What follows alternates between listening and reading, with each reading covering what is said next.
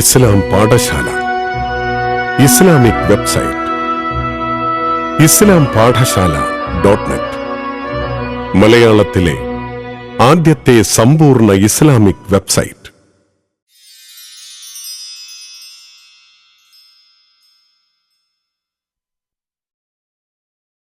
മുഹമ്മദിൻ മുസ്തഫ സല്ലല്ലാഹു അലൈഹി വസല്ലം. ശർറൽ ഉമൂരി മുഹ്ദസാതുഹാ വകുല്ല മുഹ്ദസത്തിൻ ബിദ്അ വകുല്ല ബിദ്അത്തിൻ ളലാല. അയ്യുഹന്നാസ് ഊസീകും ഇബാദല്ലാഹി വനഫ്സി അവ്വലൻ ബിതഖ്വല്ലാഹ്. യാ അയ്യുഹല്ലദീന ആമനു ഇത്തഖുല്ലാഹ ഹഖ്ക തുഖാതിഹി വലാ തമൂതുന്ന ഇല്ലാ വഅൻതും മുസ്ലിമൂൻ. وقال تعالى في قرآنه الكريم: أعوذ بالله من الشيطان الرجيم. بسم الله الرحمن الرحيم. ولكم نصف ما ترك أزواجكم إن لم يكن لهن ولد فإن كان لهن ولد فلكم الربع مما تركن من بعد وصية يوصين بها أو دين ولهن الربع مما تركتم إن لم يكن لكم ولد فإن كان لكم ولد فلهن الثمن مما تركتم من بعد وصية توصون بها أو دين وإن كان رجل يورث كلالة أو امرأة وله أخ أو أخت فلكل واحد منهما السدس فإن كانوا أكثر من ذلك فهم شركاء في الثلث من بعد وصية يوصى بها أو دين غير مضار وصية من الله والله عليم حليم.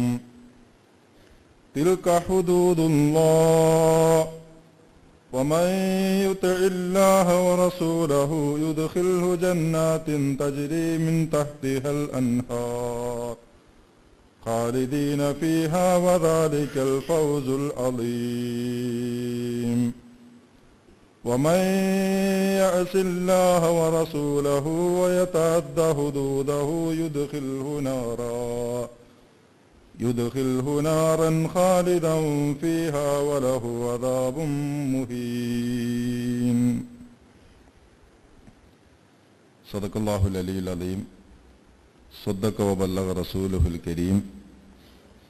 ونحن على ذلك من الشاهدين الشاكرين വൽഹംദുലില്ലാഹി റബ്ബിൽ ആലമീൻ. സത്യവിശ്വാസികളെ, വിശ്വാസിനികളെ, അല്ലാഹുവിനെ ഭയന്ന് അവൻ്റെ വിധിവിലക്കുകൾക്ക് വിധേയരായി അവൻ്റെ നിയമങ്ങൾ പാലിച്ച് മുത്തക്കിങ്ങളായി ജീവിക്കുവാൻ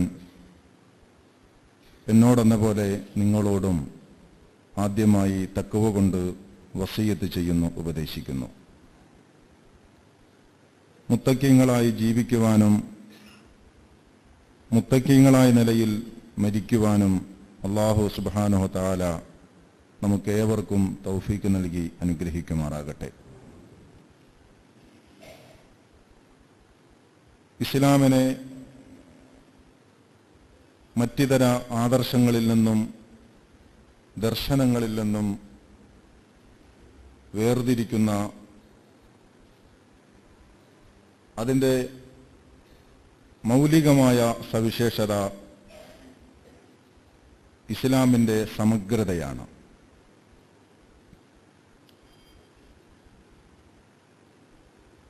അഥവാ മനുഷ്യജീവിതത്തെ മുഴുവനായും പൂർണ്ണമായും ഉൾക്കൊള്ളുന്ന, മനുഷ്യജീവിതത്തെ മുഴുവൻ കൈകാര്യം ചെയ്യാൻ ശേഷിയുള്ള ഒരു ജീവിത വ്യവസ്ഥയാണ് ഇസ്ലാം എന്ന് പറയുന്നത്. കഴിഞ്ഞ ഖുതുബയിലും ഇത് തന്നെയാണ് തുടക്കത്തിൽ പറഞ്ഞത്. മനുഷ്യരുടെ സന്മാർഗത്തിന് വേണ്ടി അല്ലാഹു സുബ്ഹാനഹു വ തആല അവതരിപ്പിച്ച പരിശുദ്ധ ഖുർആൻ ഏതാനും ചില ആരാധനാക്രമങ്ങളും പ്രാർത്ഥനാ രീതികളും മാത്രമല്ല മനുഷ്യരെ പഠിപ്പിച്ചിട്ടുള്ളത്. മറിച്ച് മനുഷ്യന്റെ വ്യക്തിജീവിതം മുതൽ തുടങ്ങി ആരാധനാ മേഖല ഉൾപ്പെടുന്ന ജീവിതത്തിന്റെ എല്ലാ രംഗത്തും ഇന്നതാണ് അള്ളാഹുവിന്റെ നിയമം എന്ന് മനുഷ്യനെ പഠിപ്പിച്ചു കൊടുക്കുന്ന, മനുഷ്യ ജീവിതത്തിന് അല്ലാഹു തആല ഇറക്കിക്കൊടുത്തിട്ടുള്ള ഒരു ഭരണഘടനയാണ് പരിശുദ്ധ ഖുർആൻ എന്ന് പറയുന്നത്. ഈ ലോകത്ത് ഒരുപാട് ഗ്രന്ഥങ്ങളുണ്ട്. ഭൗതിക ഗ്രന്ഥങ്ങൾ, ആത്മീയ ഗ്രന്ഥങ്ങൾ. ആത്മീയ ഗ്രന്ഥങ്ങൾ കേവലം പാരായണം ചെയ്യപ്പെടുമ്പോൾ പുണ്യം കിട്ടാൻ വേണ്ടി അത് കേവലം പാരായണം ചെയ്യപ്പെടുന്നവയാണെങ്കിൽ, ഭൗതിക ഗ്രന്ഥങ്ങൾ ഭൗതിക വിജ്ഞാനങ്ങളെക്കുറിച്ച് കൂടുതൽ നേടിയെടുക്കുവാനും കൂടുതൽ അതിൽ പാണ്ഡിത്യം നേടിയെടുക്കുവാനും വേണ്ടി വായിക്കപ്പെടുന്നവയും ഗവേഷണം നടത്തപ്പെടുകയും ചെയ്യുന്നവയാണ്. ഇതിൽ ഖുർആനിന്റെ സ്ഥാനം ഏതാണ്? അത് കേവലം ഒരു പാരായണ ഗ്രന്ഥം, ആത്മീയ ഗ്രന്ഥം മാത്രമാണോ? അതല്ല, അത് ഭൗതിക ജീവിതത്തെ സംബന്ധിച്ചും നിർദ്ദേശം കൊടുക്കുന്ന ഒരു ഭൗതിക ദർശനമാണോ എന്ന് ചോദിച്ചാൽ, നമ്മൾ നേരത്തെ സൂചിപ്പിച്ചിട്ടുള്ളതാണ്, വിശുദ്ധ ഖുർആനിനെ സംബന്ധിച്ച് ഈ വിഭജനം അന്യമാണ്.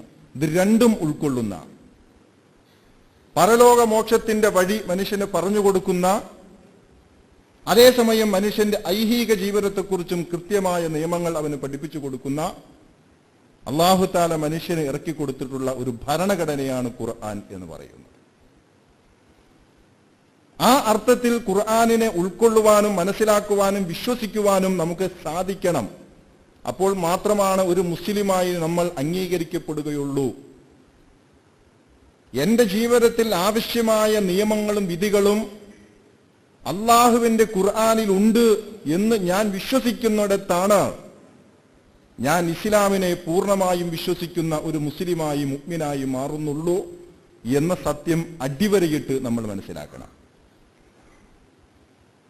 അങ്ങനെ അല്ലാഹു സുബ്ഹാനഹു തആല അവന്റെ പരിശുദ്ധ ഖുർആനിൽ നമ്മുടെ ജീവിതത്തിൽ നടപ്പിലാക്കാൻ വേണ്ടി നമുക്ക് നൽകിയിട്ടുള്ള ഈ നിയമങ്ങളെ മനസ്സിലാക്കുകയും അത് ഉൾക്കൊണ്ട് അത് അനുസരിക്കുകയും ചെയ്യുന്നവന്റെ പേരാണ് മുസ്ലിം എന്ന് പറയുന്നത്.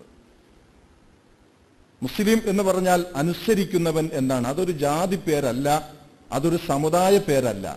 ഇസ്ലാം എന്ന് പറഞ്ഞാൽ അനുസരണം, മുസ്ലിം എന്ന് പറഞ്ഞാൽ അനുസരിക്കുന്നവൻ. ആരനുസരിക്കുന്നവൻ? അള്ളാഹുവിന്റെ നിയമങ്ങളെ അനുസരിക്കുന്നവന്റെ പേരാണ് മുസ്ലിം എന്നത്. മുൻകഴിഞ്ഞ വേദക്കാരായ ബനൂ ഇസ്രായേൽ സമൂഹത്തിന്റെ മേൽ വിശുദ്ധ ഖുർആൻ ചുമത്തിയ ഒരു കുറ്റപത്രമുണ്ട്. അവർ അള്ളാഹുവിന്റെ ഗ്രന്ഥത്തോട് കാണിച്ച അനീതിയെക്കുറിച്ച് ഖുർആൻ പറയുന്നുണ്ട്. എന്താണത്? അവർക്ക് അല്ലാഹു തആല നൽകിയിരുന്ന ആ വേദഗ്രന്ഥങ്ങളെ അവർ ഭാഗികമായി സ്വീകരിച്ചു.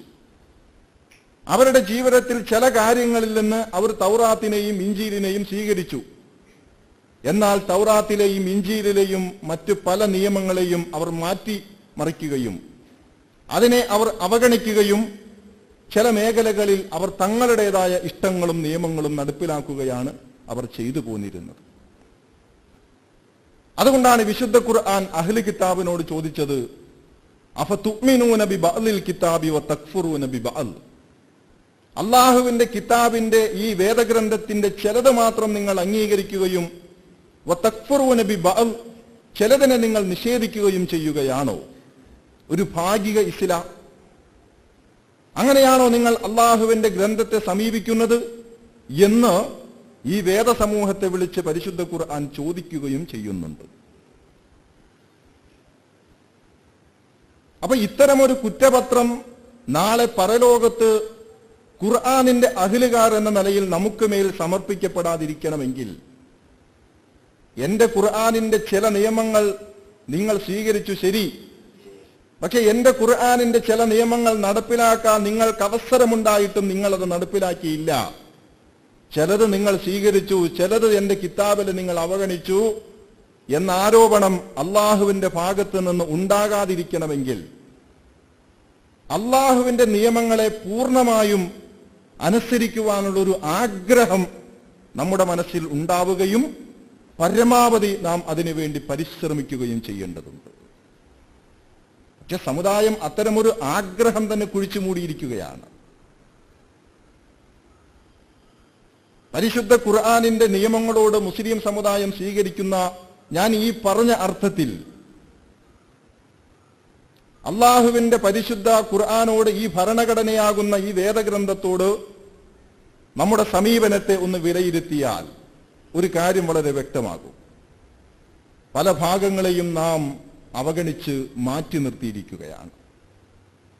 അറിവില്ലായ്മ കൊണ്ടോ അല്ലെങ്കിൽ വിഷയത്തിന്റെ ഗൗരവം ബോധ്യപ്പെടാത്തതുകൊണ്ടോ പരിശുദ്ധ ഖുർആനിന്റെ മർമ്മപ്രധാനമായ പല നിയമങ്ങളെയും ഈ സമുദായം അവഗണിച്ചതായി നമുക്ക് കാണാൻ കഴിയും. പണ്ഡിതന്മാരുടെ, ഉലമാക്കളുടെ പ്രഭാഷണങ്ങളിൽ സാധാരണയായി കടന്നുവരാത്ത, നാട്ടിൽ നടക്കുന്ന വാള് പരമ്പരകളിലും വിഷയമായി പരിഗണിക്കപ്പെടാത്ത, അതുമല്ലെങ്കിൽ എഴുത്തുകാരുടെ ലേഖനങ്ങളിൽ എഴുതപ്പെടാത്ത, പള്ളി മിമ്പറുകളിൽ പോലും വേണ്ടത്ര ഉണർത്തപ്പെടാത്ത, ഒരുപക്ഷെ മുസ്ലിം സമൂഹം ഇതുപോലെ അവഗണിച്ച ഖുർആനിലെ വേറൊരു മേഖല ഉണ്ടാവുകയില്ല. പണ്ഡിതന്മാർ അധികം ചർച്ചയാകാതെ പോകുന്ന ഒരു മേഖലയുണ്ട്. മറ്റൊന്നുമല്ല, വിശുദ്ധ ഖുർആനിന്റെ, ഇസ്ലാമിന്റെ അനന്തരാവകാശ നിയമങ്ങളാണ്. ഇസ്ലാമിന്റെ അനന്തരാവകാശ നിയമങ്ങൾ നിങ്ങൾ ഏത് വാള് പരമ്പര എടുത്തു നോക്കിക്കോളൂ. 10 ദിവസം നടക്കുന്ന വാള് പരമ്പര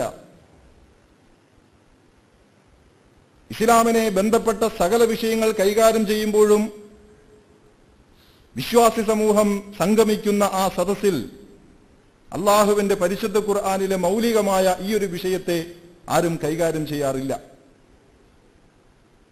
ലേഖനങ്ങളും അങ്ങനെ. പള്ളി മിമ്പറുകളിൽ പോലും വേണ്ടത്ര ഈ വിഷയങ്ങൾ ഉണർത്തപ്പെടുന്നില്ല എന്നുള്ള ഒരു വൈരുദ്ധ്യവും യഥാർത്ഥത്തിൽ നാം കാണപ്പെടുന്നുണ്ട്.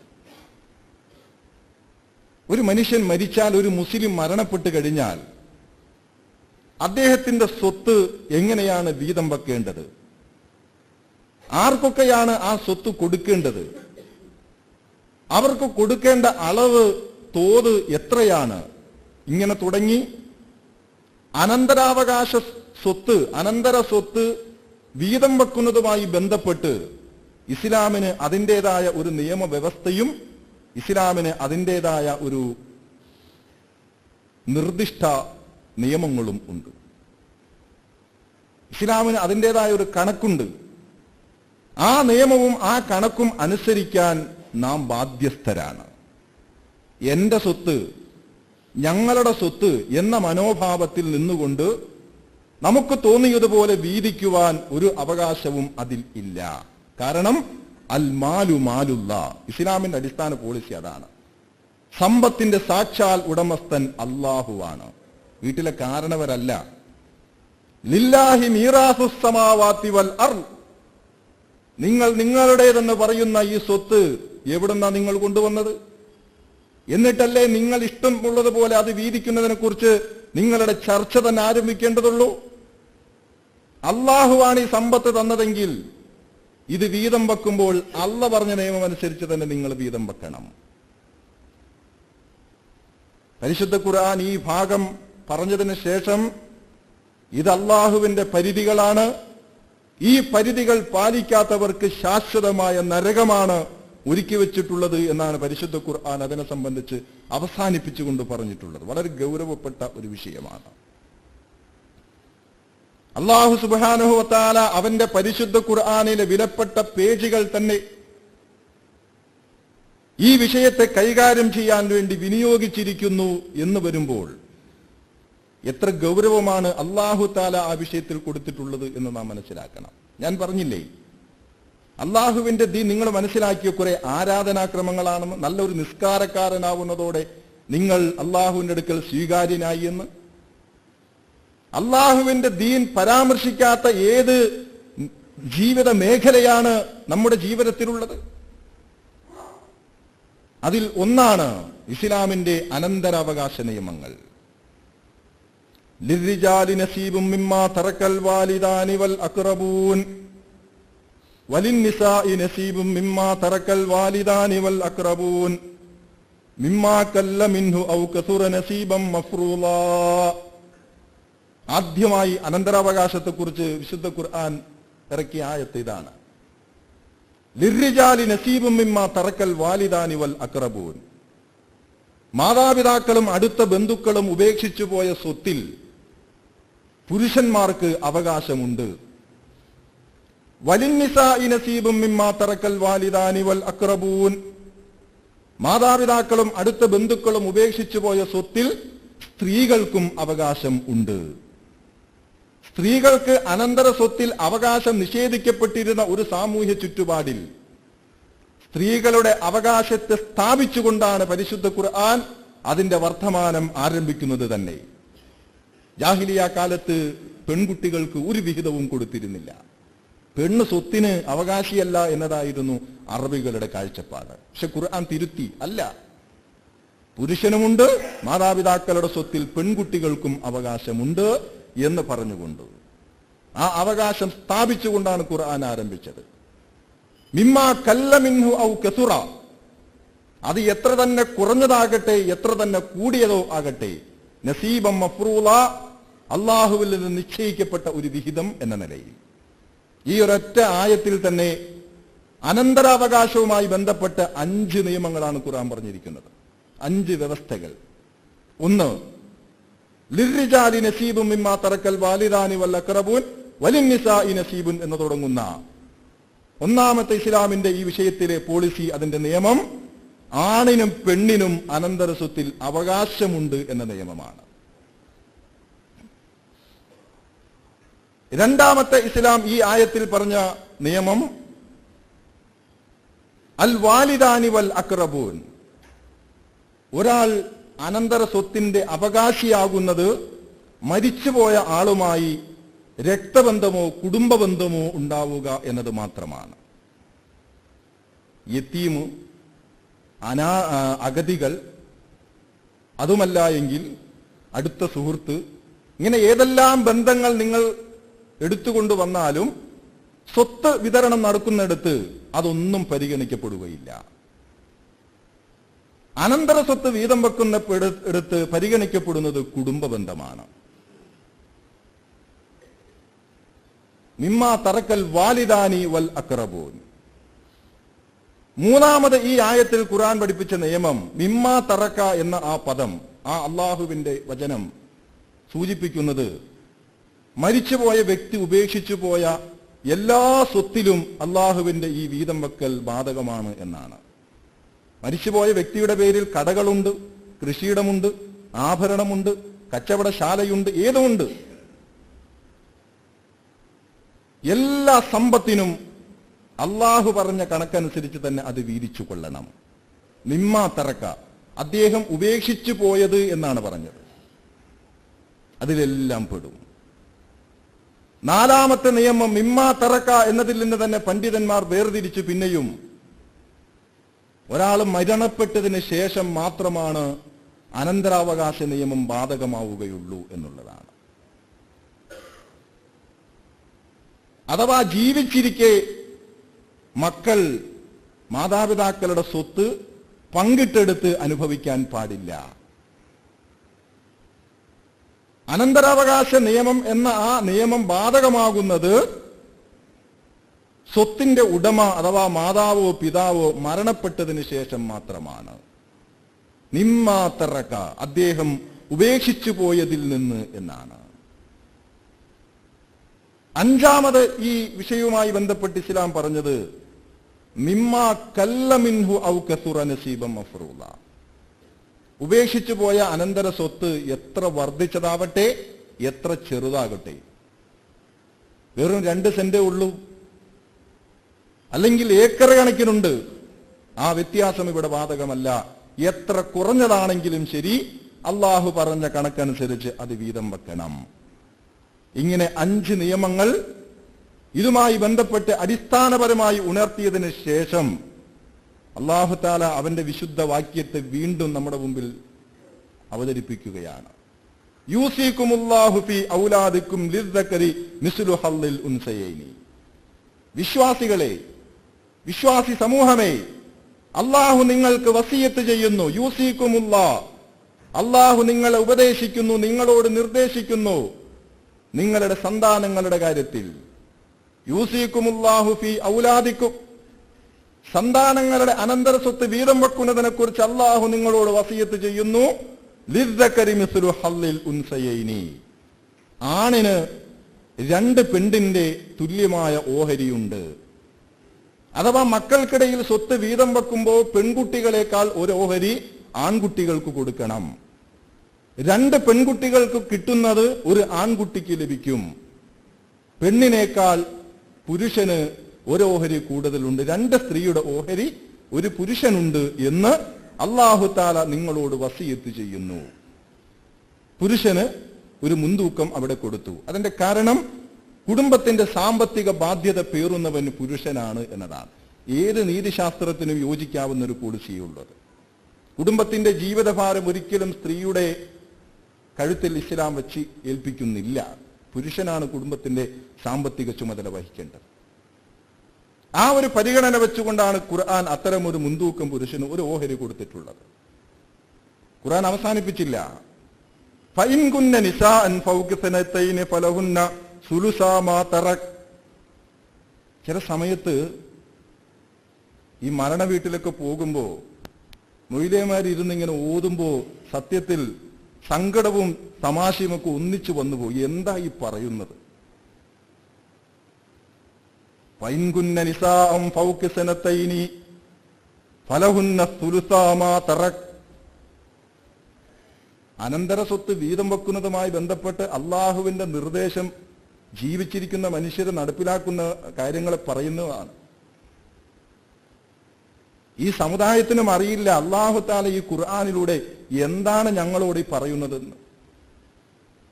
പരീക്ഷയുമായി ബന്ധപ്പെട്ട ഞാൻ ഇപ്പോൾ അതിലേക്ക് പോകുന്നില്ല. അല്ലാഹു തആല ആൺകുട്ടികൾക്ക് ഒരു ഓഹരി കൂടുതലുണ്ട് എന്ന് പ്രഖ്യാപിച്ചതിന് ശേഷം പറയുകയാണ്, ഫഇൻ കുന്ന നിസാഅൻ ഫൗക സനതൈനി.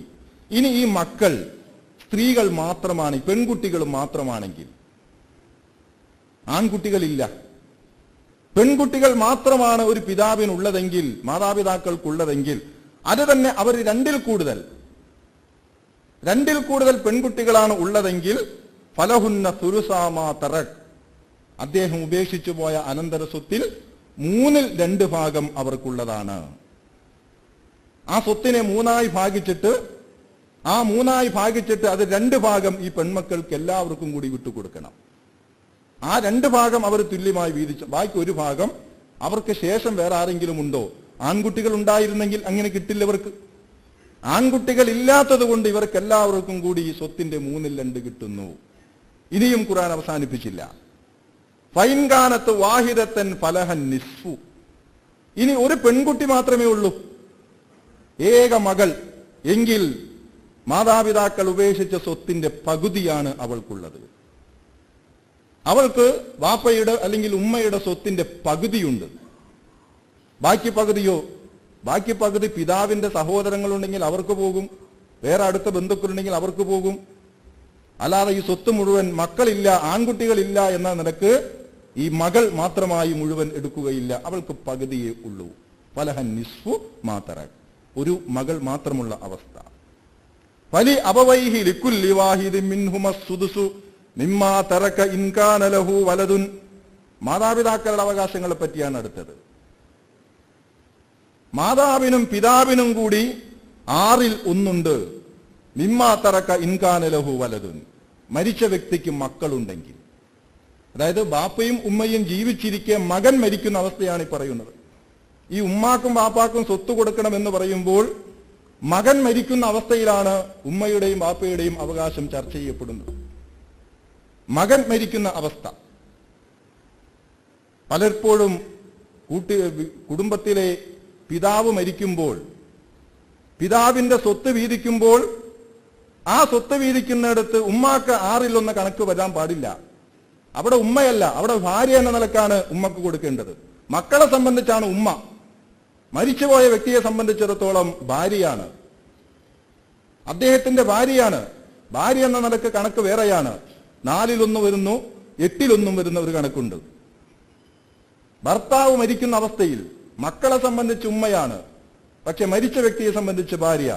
മാറിപ്പോകാൻ പാടില്ല. അപ്പൊ ഇവിടെ മാതാപിതാക്കളെ ജീവിച്ചിരിക്കെ മക്കൾ മരിച്ചാൽ വാപ്പാക്കും ഉമ്മാക്കും 6-1 വീതം രണ്ടുപേർക്കും കിട്ടും. എപ്പോൾ? ഈ മരിച്ച ആൾക്ക് മക്കളുണ്ടെങ്കിൽ, അതായത് ഈ നിലവിൽ ജീവിച്ചിരിക്കുന്ന മാതാപിതാക്കളുടെ പേരക്കുട്ടികളാണവർ. വളരെ കൃത്യമാണ് ഇസ്ലാമിന്റെ നിയമം.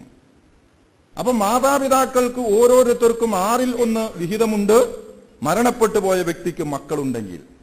ഫഇല്ലം യകുല്ലഹു വലദുൻ വവരിസഹു അബവാഹു ഫലി ഉമ്മിഹി സുലുസു. ഇനി മരണപ്പെട്ടു പോയ മകന് മക്കളില്ല, മകൻ നേരത്തെ മരിച്ചു, ഈ മകന് മക്കളില്ല. ഈ അവസ്ഥയിൽ മാതാപിതാക്കൾ എങ്ങനെയാണ് അനന്തരമെടുക്കുക? ഉമ്മാക്കപ്പോൾ 3-1 കിട്ടും. അപ്പൊ 6-1 മക്കൾ ഉണ്ടെന്ന അവസ്ഥയിലാണ്. മക്കളുള്ള അവസ്ഥയിൽ മാതാപിതാക്കൾ ബാപ്പാക്കും ഉമ്മക്കും 6-1 വരുമ്പോൾ മരണപ്പെട്ട വ്യക്തിക്ക് മക്കളില്ല എങ്കിൽ, അഥവാ ഈ വെല്ലുപ്പക്കും വെല്ലുമ്മക്കും പേരക്കുട്ടികളില്ല എങ്കിൽ ഉമ്മാടെ വിഹിതം 3-1. അപ്പൊ വാപ്പാക്കോ ബാക്കി 2 ഭാഗവും വാപ്പാക്കുള്ളതാണ്.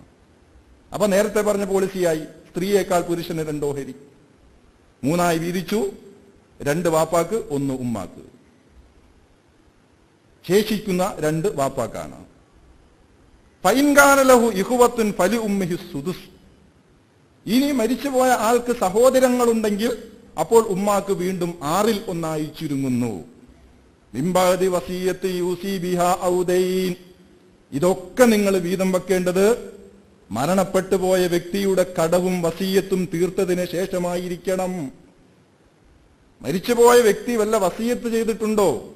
ഞാൻ ഇന്ന അനാഥശാലക്ക് അല്ലെങ്കിൽ ഇന്ന സ്ഥാപനത്തിന് അല്ലെങ്കിൽ ഇന്ന ആൾക്ക് വല്ലതും കൊടുത്തേക്കാമെന്ന വല്ല വസീയത്തും ഉണ്ടെങ്കിൽ ആ വസീയത്തും അതേപോലെ അദ്ദേഹത്തിന്റെ പേരിൽ കടമുണ്ടെങ്കിൽ ആ കടബാധ്യതയും നിർവഹിച്ചിട്ടായിരിക്കണം നിങ്ങൾ സ്വത്ത് വീതിക്കേണ്ടത്. ഇതിൽ തന്നെ ഏതാണ് മുന്തിക്കേണ്ടത് എന്നും ഇസ്ലാം പഠിപ്പിക്കുന്നുണ്ട്. ഒരാൾക്ക് കടവുമുണ്ട് വസീയത്തുമുണ്ട് എങ്കിൽ വസീയത്തിനേക്കാൾ കടത്തെയാണ് മുന്തിക്കേണ്ടത് എന്നാണ്. കാരണം കടം നാളെ പരലോകത്ത് കടക്കാരനായി അള്ളാന്റെ കോടതിയിൽ നിന്നാൽ അവൻ ഏറ്റവും വലിയ നിർഭാഗ്യവനാണ്. നമ്മൾ മനസ്സിലാക്കണം, ഷഹീദ് വരെ ഇസ്ലാമിന്റെ ഏറ്റവും ഉന്നതമായ പദവി, പ്രവാചകത്വത്തിന് ശേഷമുള്ള പദവിയാണ് രക്തസാക്ഷിയുടെ പദവി. യുഗ്ഫറു ലിശ്ശഹീദ് കുല്ലു ദംബിഹി. രക്തസാക്ഷിയുടെ എല്ലാ പാപങ്ങളും അല്ലാഹു തആല പുറത്തു കൊടുക്കും, ഇല്ല ദൈൻ, അവന്റെ കടം ഒഴികെ. കടം അത് വിശ്വാസിയുടെ മരണാനന്തര ജീവിതവുമായി ബന്ധപ്പെട്ട ഒരു വിഷയമാണ്. അതുകൊണ്ടാണ് മുസ്ലിം സമൂഹത്തിൽ മരണം നടക്കുമ്പോൾ മയ്യിത്ത് നമസ്കാരത്തിന് മുമ്പ് ലോകത്ത് ഇങ്ങനെ ഒരു ദർശനം ഒന്ന് ആലോചിച്ച് നോക്കൂ. സാമ്പത്തിക അച്ചടക്കത്തെ കൊടുത്തവന്റെ ആ വിഹിതം തിരിച്ചു കിട്ടാൻ ഒരാദർശം എത്രമാത്രം കൃത്യമായി നിർദ്ദേശം വെക്കുന്നു. കടബാധിതനായി മരിച്ച സഹാബികൾക്ക് വേണ്ടി മയ്യിത്ത് നിസ്കാരത്തിന് ഇമാമ നിൽക്കാൻ റസൂൽ സല്ലല്ലാഹു അലൈഹി വസല്ലമ വിസമ്മതിച്ച സംഭവങ്ങൾ വരെയുണ്ട് ചരിത്രത്തിൽ. അതുകൊണ്ട് മരണപ്പെട്ട വ്യക്തിയുടെ കടബാധ്യത ഒന്നാമത് പരിഗണിക്കുക. പിന്നെ വസിയത്ത്, ഇത് തീർത്തതിന് ശേഷം നിങ്ങൾ ഈ സ്വത്ത് വീതം വെക്കണം. സ്വത്ത് വീതം വെക്കുമ്പോൾ അള്ള പറഞ്ഞ കണക്കനുസരിച്ചായിരിക്കണം കൊടുക്കേണ്ടത്. എന്താ അതിന്റെ ന്യായം? ഖുർആൻ പറഞ്ഞത് ആബാഉക്കും വഅബ്നാഉക്കും ലാ തദറൂന അയ്യുഹും അഖ്റബു ലക്കും നഫ്ആ. നിങ്ങളുടെ മാതാപിതാക്കളിൽ, നിങ്ങളുടെ മക്കളിൽ ആരാണ് നിങ്ങൾക്ക് നാളെ ഏറ്റവും ഉപകാരപ്പെടുക എന്ന് ഇപ്പോൾ നിങ്ങൾക്കറിയില്ല. ലാ തദറൂന അയ്യുഹും അഖ്റബു ലക്കും നഫ്ആ. ഉപകാരത്തിന്റെ മാനദണ്ഡം നിങ്ങളല്ല തീരുമാനിക്കേണ്ടത്. നാളെ എന്ത് സംഭവിക്കുമെന്ന് നിങ്ങൾക്കറിയില്ല. ഇന്നല്ലാഹ കാന അലീമൻ ഹക്കീമ, അള്ളാഹുവാണ് എല്ലാം അറിയുന്നവനും യുക്തിമാനും. എന്നിട്ട് വീണ്ടും ആ വിഷയത്തിലേക്ക് തിരിച്ചു വരികയാണ്. വലക്കും നിസ്ഫു മാ തറക അസ്വാജുക്കും ബില്ലം യകുൻ ലഹുന്ന വലദുൻ. വലക്കും നിങ്ങൾക്കുണ്ട്, അഥവാ പുരുഷന്മാർക്കുണ്ട്, ഭർത്താക്കന്മാരുടെ വിഹിതത്തെ പറ്റിയാണ്. ഭർത്താക്കന്മാർക്കുണ്ട് അവരുടെ ഭാര്യമാരുടെ സ്വത്തിൽ പകുതി. ഭർത്താവ് ജീവിച്ചിരിക്കെ ഭാര്യ മരിച്ചാൽ ഭാര്യയുടെ സ്വത്തിൽ പകുതി ഈ ഭർത്താവിന് ഉള്ളതാണ്. പകുതി കിട്ടും ഭർത്താവിന്. പൈൻകാന ലഹുന്ന വലതുൻ ഫലക്കും റുബോ മിമ്മാ തറക്കന. എന്നാൽ ഈ ഭാര്യക്ക്, അഥവാ ഇവർക്ക് രണ്ടുപേർക്കും മക്കളുണ്ടെങ്കിൽ ഭർത്താവിന് 1/4 മാത്രമേ ലഭിക്കുകയുള്ളൂ. 1/4. മക്കളില്ലാത്ത അവസ്ഥയിൽ പകുതി ലഭിക്കും, മക്കളുണ്ടെങ്കിൽ 1/4. മിംബാദി വസീയത്തി യൂസീന ബിഹ ഔദൈ. അവിടെയും ഖുർആൻ പറഞ്ഞു, ഈ കടവും വസീയത്തൊക്കെ തീർത്തതിന് ശേഷമായിരിക്കണം ഈ പകുതിയും ഈ 1/4 ഒക്കെ വീതിക്കേണ്ടത്. എന്നിട്ട് വീണ്ടും വരികയാണ്, വലഹുന്ന റുബു മിമ്മാ തറക്തും ഇല്ലം യകുൻ ലക്കും വലദുൻ. ഇനി ഭാര്യ ജീവിച്ചിരിക്കെ ഭർത്താവ് മരിച്ചു. അപ്പോൾ ഭർത്താവിന്റെ സ്വത്തിൽ ഭാര്യക്കുണ്ട് 1/4 മക്കളുള്ള അവസ്ഥയിൽ. മക്കളുള്ള അവസ്ഥയിൽ ഭർത്താവിന്റെ സ്വത്തിൽ 1/4 ഭാര്യക്കുണ്ട്. ഇനി മക്കള് ഇല്ലാത്ത അവസ്ഥയിലോ? മക്കളില്ലാത്ത അവസ്ഥയിൽ 1/4. ഫലഹുന്ന ഫൈൻകാനലക്കും വലതുൻ ഫലഹുന്നത്തുമിനു മിമ്മാ തറക്തും. ഭാര്യ ജീവിച്ചിരിക്കെ ഭർത്താവ് മരിച്ചാൽ ഭർത്താവിന്റെ സ്വത്തിൽ 1/4 ഈ ഭാര്യക്ക് കിട്ടും, മക്കൾ ഇല്ലാത്ത അവസ്ഥയിൽ. ഇനി മക്കളുള്ള അവസ്ഥയിലാണെങ്കിലോ ഭാര്യയ്ക്ക് ലഭിക്കുന്ന വിഹിതം അസ്സുമുനു 8/1. 8/1 നേരെ താഴോട്ട് പോകും. അവിടെയും ഖുർആൻ പറഞ്ഞു, മിംബാദി വസിയത്തിൻ തൂസൂന ബിഹാ ഔദൈൻ. കടവും വസിയത്തും ഒക്കെ പൂർത്തിയാക്കിയതിന് ശേഷമായിരിക്കണം നിങ്ങൾ ഇത് നിർവഹിക്കേണ്ടത് എന്ന് തുടങ്ങിയിട്ട് ചില ആയത്തുകൾ, ഏതാനും ആയത്തുകൾ അല്ലാഹു തആല സൂറത്തുൻ നിസായിലെ 7 മുതൽ 14 വരെയുള്ള ആയത്തുകൾ, ഇതിനു ശേഷം വേറെ സൂറത്തുകളിലും വരുന്നുണ്ട്. അനന്തരാവകാശവുമായി ബന്ധപ്പെട്ട വിഹിതം ഖുർആൻ നിശ്ചയിക്കുകയാണ്. എന്നിട്ട് ഈ കണക്കൊക്കെ പറഞ്ഞതിന് ശേഷം അല്ലാഹു തആല പറഞ്ഞു, തിൽക ഹുദൂദുല്ലാഹ്, ഇത് അല്ലാഹുവിന്റെ പരിധികളാണ്, ഇത് അല്ലാഹു നിശ്ചയിച്ച കണക്കാണ്. വമൻ യുതിഇല്ലാഹ വറസൂലഹു യുദ്ഖിൽഹു ജന്നാത്തിൻ തജ്രി മിൻ തഹ്തിഹൽ അൻഹാർ. അല്ലാഹുവിന്റെ ഈ പരിധി, ഈ കണക്ക് ആരാണോ പാലിക്കുന്നവൻ അവനെ അല്ലാഹു തആല ശാശ്വതമായ സ്വർഗത്തിൽ പ്രവേശിപ്പിക്കും. അനന്തര സ്വത്ത് വീതം വെക്കുന്നിടത്ത് അല്ലാഹുവിന്റെ നിയമവ്യവസ്ഥ പാലിക്കുന്നവനുള്ള ഭാഗ്യം അല്ലാഹു അവനെ അവന്റെ ശാശ്വതമായ സ്വർഗത്തിൽ പ്രവേശനം കൊടുക്കും. അവൻ അതിൽ ശാശ്വതനായിരിക്കും. വദാലിക്കൽ ഫൗസുൽ അലീം, അത് മഹത്തായ വിജയമാണ്.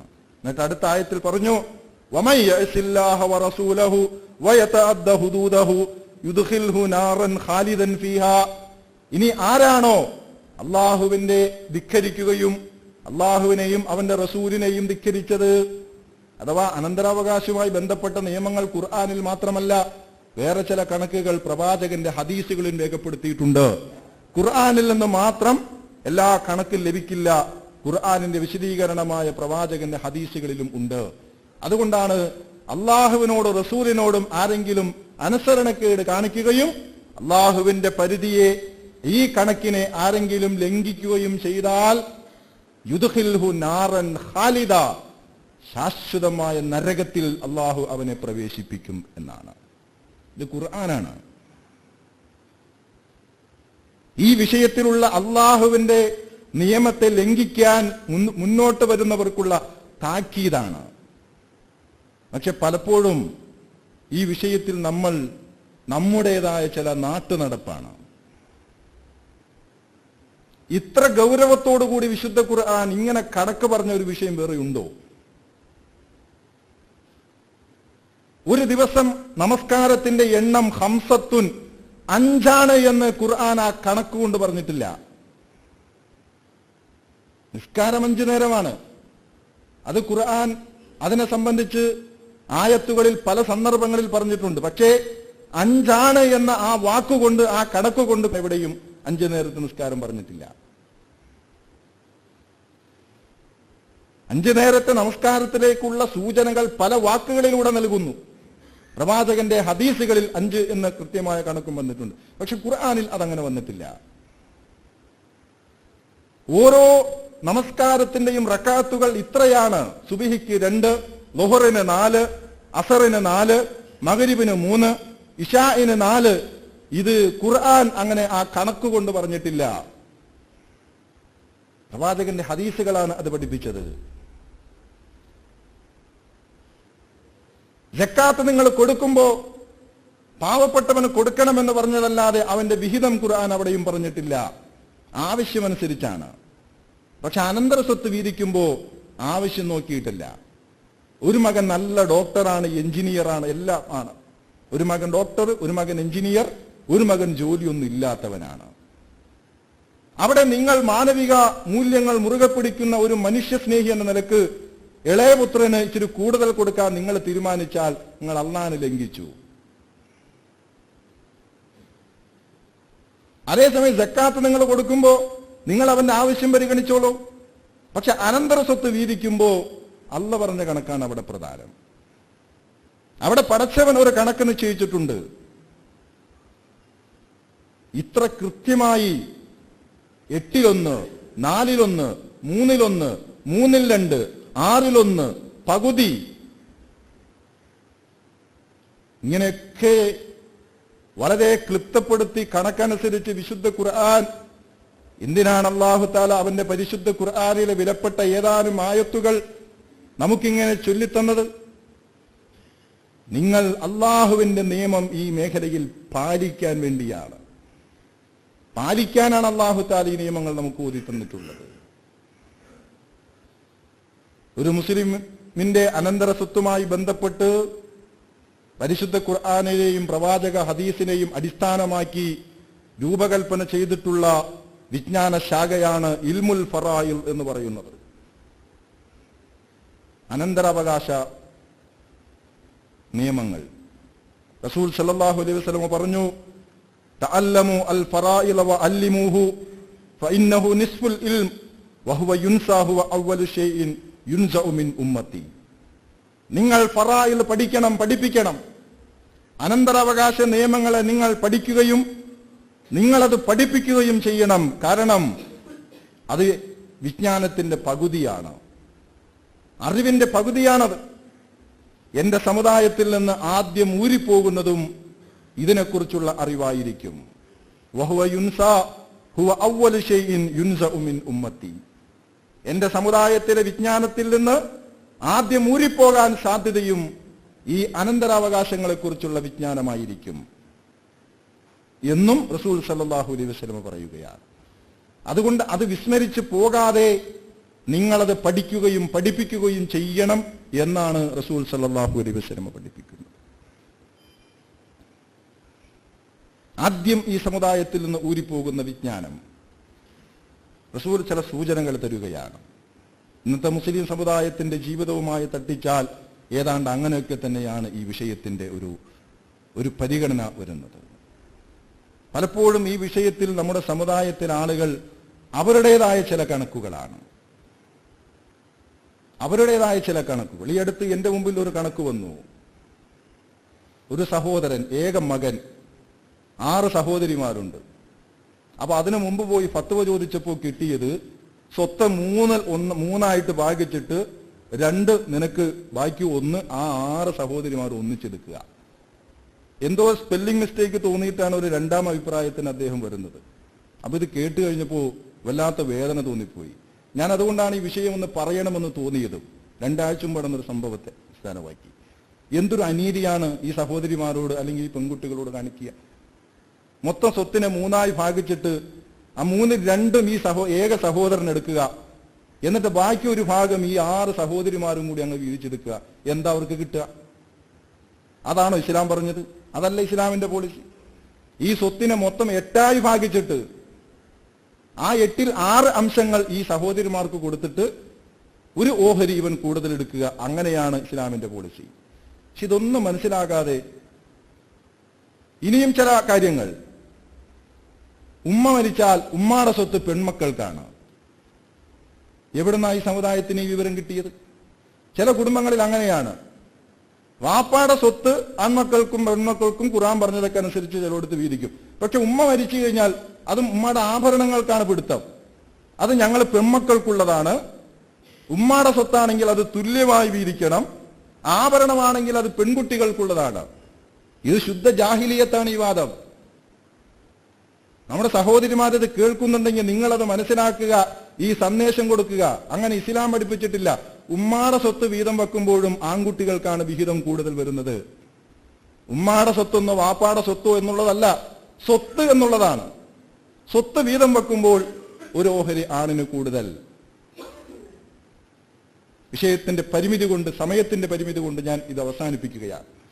ഞാൻ പറഞ്ഞു വന്നത് ഓരോ കുടുംബത്തിന്റെയും സാഹചര്യമൊക്കെ വ്യത്യസ്തമാകാം, കണക്കുകളും അതനുസരിച്ച് വ്യത്യസ്തമാകും. പക്ഷേ ഏത് വൈവിധ്യങ്ങളും വ്യത്യാസങ്ങളും ഉള്ളതാണെങ്കിൽ തന്നെയും ഈ വിഷയത്തിൽ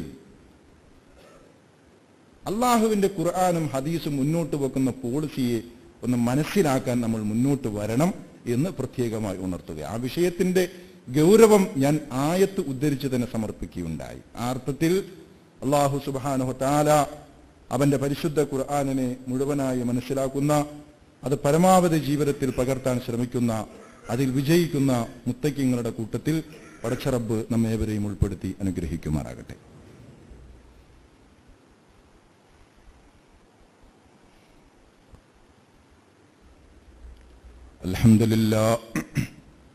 അൽഹംദുലില്ലാഹി റബ്ബിൽ ആലമീൻ. നഹ്മദുഹു വനസ്തഈനുഹു വനുഅ്മിനു ബിഹി വനതവക്കലു അലൈഹി ونعوذ بالله من شرور أنفسنا ومن سيئات أعمالنا من يهده الله فلا مضل له ومن يضلله فلا هادي له ونشهد أن لا إله إلا الله الملك القدوس السلام المؤمن المهيمن العزيز الجبار المتكبر سبحان الله عما يشركون. اللهم صل على محمد وعلى آل محمد وبارك على محمد وعلى آل محمد كما صليت وباركت على إبراهيم وعلى آل إبراهيم في العالمين إنك حميد مجيد. أيها الناس أوصيكم عباد الله ثانيا بتقوى الله. يا أيها الذين آمنوا اتقوا الله حق تقاته ولا تموتن إلا وأنتم مسلمون. اللهم ارض عن الأربعة الخلفاء الراشدين المهديين. اللهم ارض عن أمي نبيك حمزة والعباس وعن بقية أصحاب رسولك أجمعين.